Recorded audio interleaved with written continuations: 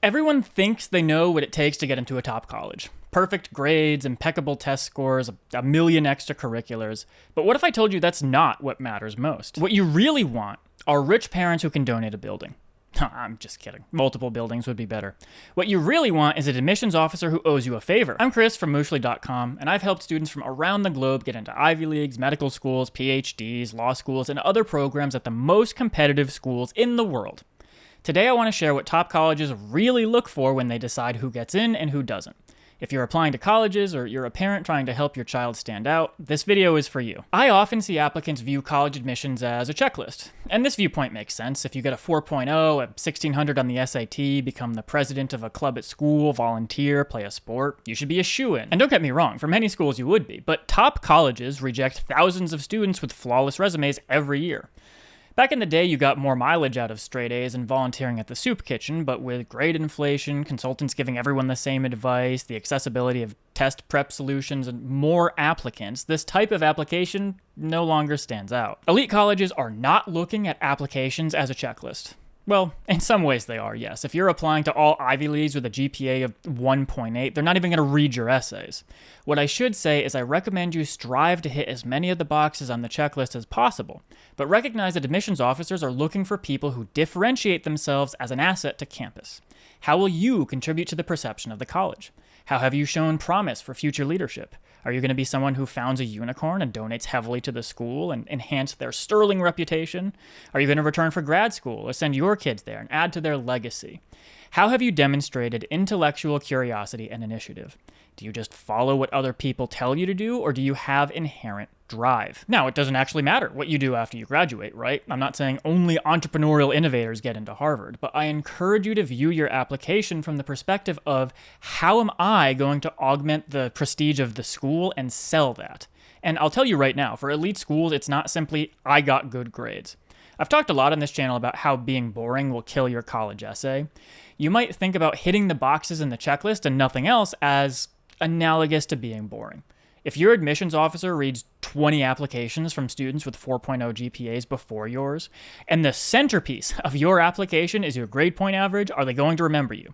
There are countless ways to differentiate your application. Just keep in mind depth matters more than trying to be well-rounded in everything. I recently worked with a student who was applying to graduate business programs. Part of their undergrad was during COVID, and they left with a 2.7 GPA.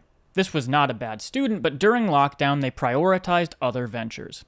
If you were to view their application through the perspective of this classic checklist, they would not be an exceptional candidate. But by working with them, I was able to help them get into Duke and IESE, which if you don't know is one of the best business schools in the world, ranked above some Ivies. How? They applied with absolutely unparalleled essays. The next thing I want to stress in your application is your narrative. Admissions officers read thousands of applications. What they remember are stories. When you have a compelling through line in your application and you're able to elucidate your insights through unique expert writing, your application will be memorable. And sometimes this is enough to overcome deficiencies or gaps in your application elsewhere. This is not always the case. And I would be remiss if I tell you that a good essay will get you into any school, no matter what your GPA or extracurriculars. But how you tell your story matters more than you think. I've seen this happen again and again.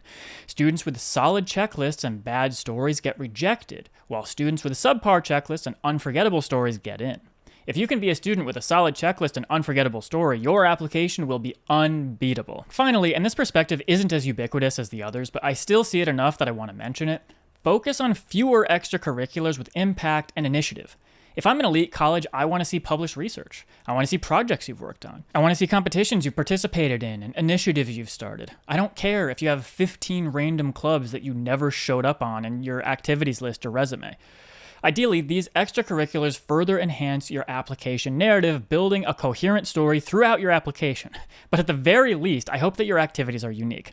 Like I said earlier, initiative and leadership go a long way. If you are another honor society member, great, but you're misguided if you think that really stands out to elite programs. I would much rather see how you raised money for a, fishing program for underprivileged kids and how it impacted the lives of 10 students. Now, if you can have several of these activities, you're in a great spot. Just know that listing, I have a black belt in karate and I won an award for the National Latin exam and I played cello in our school's orchestra and I was the vice president of the math club and I participated in BATE and I went on service trips with my school, etc., is not really unique to you. If you're new here, welcome. I'm Chris from Mooshly.com. I have an English bachelor's with a creative writing concentration and an MBA. I'm a consultant and professional writer and have helped many students improve their applications and get accepted to elite academic programs and institutions around the world, including Ivy Leagues, medical schools, law schools, PhDs, and graduate business programs. I frequently get asked for college application advice, so I publish some here to help you for free. I've also written a very thorough college essay introduction guide I highly recommend you check out. It's designed to be actionable and can get you started on your essay in minutes. Click the link in the description to download it for free. I routinely publish practical videos like this to help with your college applications and life on campus, so if you found this helpful, subscribe now to make sure you catch the next one. Don't forget to grab your free college essay introduction guide from the link in the description, and I'll see you next time.